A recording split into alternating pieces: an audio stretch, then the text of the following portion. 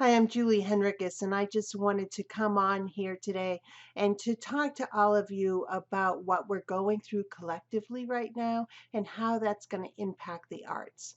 Now, I know for a lot of folks that may not seem important, but the arts are a part of an infrastructure for our entire society that has a lot more impact than a lot of folks give it credit for.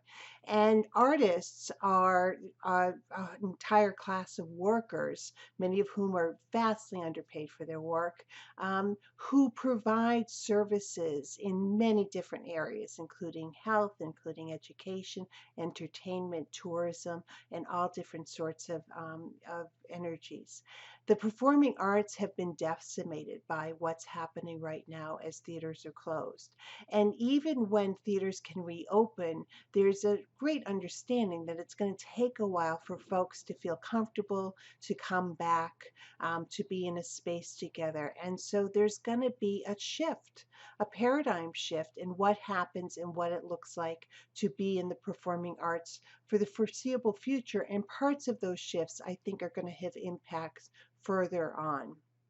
One thing I'm thinking a lot about is watching how people are maneuvering and trying to produce work from home. And while I get that it's not pure theater to do a Zoom reading with varying backgrounds, and I've seen some pretty successful ones in the last few days, or to show a filmed stage version, here's what I think.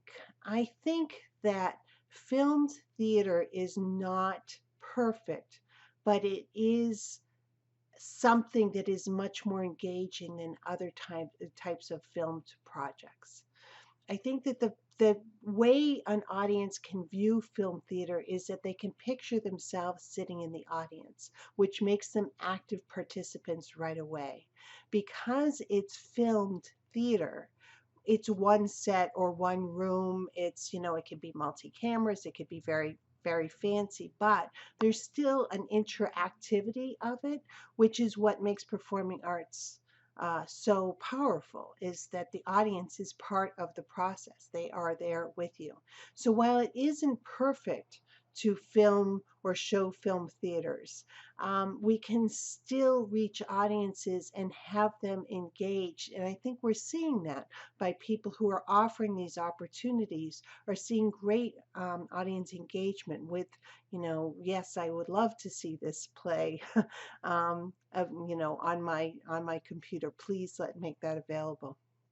I also am thinking a lot about different channels of distribution moving forward. And I know for a lot of artists, talking about the business makes them squeamish, and I hear you. But I've been an arts administrator for over 30 years, so that's how I think.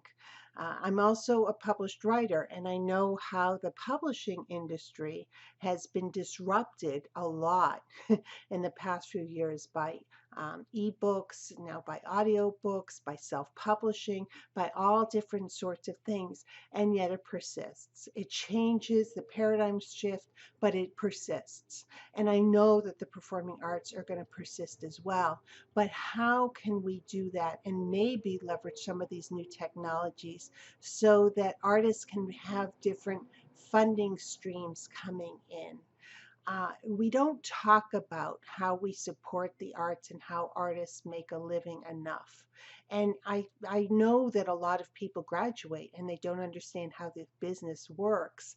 And that could be a real block towards their success. And that's one reason I started Draw Ladders and started it. My first things I created were business classes for artists so they could start to make some business decisions, understanding how it works. But I also think that we uh, need to not be so precious about what the arts are and how we give them to people right now. And we need to be nimble enough to deal with what some of these changes are going to bring about in the future and how we can leverage them. I'm just wondering if there are ways we can learn from the organization that offers some videos for free and then charges for others, or if there can be vocal coaches who start online practices so that it doesn't have to be in person and maybe they can make more of a living doing what they love. I've been in the online class space for a while, so I understand the technology and I understand the possibilities. But I think marketing is always a challenge. How can we all figure this out together and help elevate and help shift and help everybody come through this as well as possible, given what's going on. I am thinking a lot about my friends in the performing arts, and I know how difficult this time is right now. And I just wanted to let you know I'm thinking about you. I know we'll get through, that the arts will persist because the arts matter so much. And you matter so much, and your work matters so much. So, if we want to start rethinking what can happen in the interim and then what that means going forward, I'd love to be part of those conversations. For right now, take care of yourselves. Remember, you can join Your Ladders, take Your Ladders classes for 3 weeks for free with no obligation. I will put the link below, and I have other programs I'm offering, and I have a guide to taking care of your creative self that might be helpful, and it's free, and so I'll put that link in here too.